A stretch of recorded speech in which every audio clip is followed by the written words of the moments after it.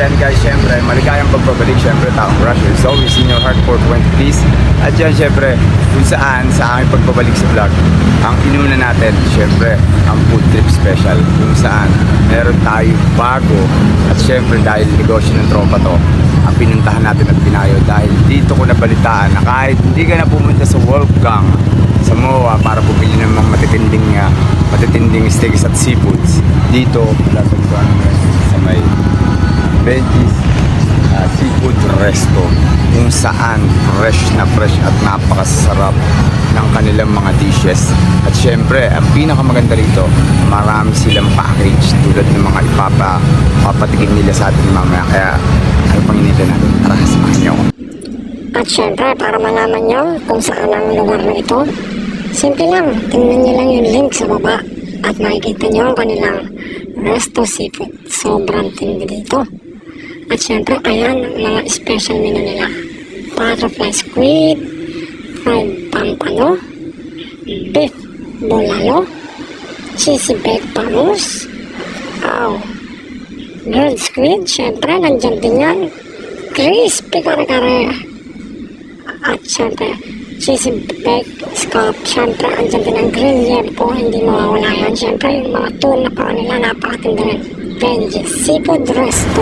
Yan, syempre guys, yan. Welcome ulit sa Benji's Seafood Resto, kung saan matatagpuan lang dito sa Tansa.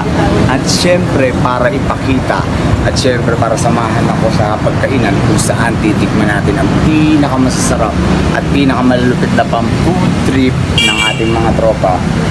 Syempre, ipapakilala ko sa inyo ang isa sa mga may-ari na dati nating tropa, at syempre sobrang successful na. At kanina lang in-interview siya sa KMJS, kaya sobrang nakaka-proud. At syempre si Boss Bry, kasi yan sa mga solid na tropa mula noon hanggang ngayon. Kaya ngayon na nag-success siya, in-invite na tayo para i-promote at ipakilala ang kanyang mga sobrang the best na food trip. Kaya tara, samahin mo. At yan, syempre, once again, welcome. At para makilala ninyo ang talaga isa sa mga founder at syempre ang kaibigan natin, walang iba, Boss Bry! Boss Bry! Boss, magandang gabi. Good evening. Ito, muling pagkikita na naman natin. At syempre sa pagkikita natin noon, from nothing, ngayon to something.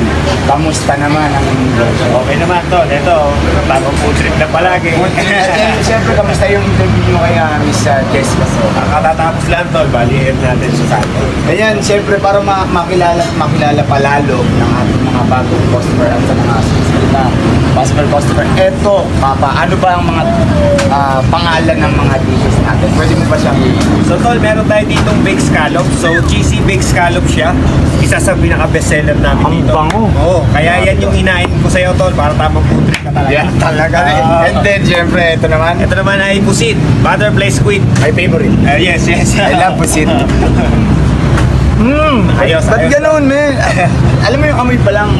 Talagang mapupusog ka na, no? Grabe yun. So, ito naman yung seafood mukbang namin. So, ito yung may mud crabs, blue crabs, meron ding shrimp, tahong, tsaka scallops. Diyos ko po. Kahit hindi na ako pumunta ng Wolfgang, Oo naman, to. para doon masyadong expensive, diba? Pero dito, grabe. Affordable, tol. At masarap. Affordable. At syempre, ang next pamatay natin dish, yung favorite din bang. Baked bangus naman to. Wow! So, cheesy baked bangus. So para tong may pagka-cake na hindi malamang Yes, pang food baked din trip siya. talaga, ano? Grabe. Tapos ang mga ano pa niya, mga design pa niya talagang Asa isa sa request mo, tol, na favorite mo, tol. Matik. Tuna pa nga. Ito. Tuna pa nga. Ito talaga, noon pa man, magkakilala kami nito talaga, alam niya, paborito ko yung tuna pa nga. So, yun ang isa sa mga nirequest ko. At alam mo, di ba? Itsura pa lang, matatakam ka na. Kaya bahala kayo sa buhay niyo. At ngayon, boss, para malaman at malaman din ng iba, magkano naman ang isang ganito na package plus ilan tao ang makakakain ng ganito kalaki? So, sa mga a la carte natin na menu, like katulad nitong baked scallops, butterfly squid, baked bangus, tsaka tuna pa nga. So, good for 2 to 3 packs po siya. So, ito namang seafood mukbang natin is good for 5 to 6 person. Meron na po siyang libreng iced tea and rice. And syempre, para malaman at para medyo budgeted ka agad, halimbawa nagkaya yan yung tropa, so magkano, all in all, halimbawa magkakamba kasi magkano siguro sa package na to, sir, ano lang, mauubos ka ng mga 2,000 plus. Pero good for 10 person na siya. Wow!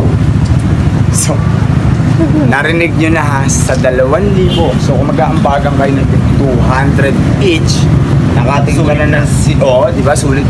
Nakatikim ka na ng mga iba't ibang klaseng lamang dagat na sariwa na, affordable pa, at syempre, ang pinakamatindi dito, ini-special pa nila.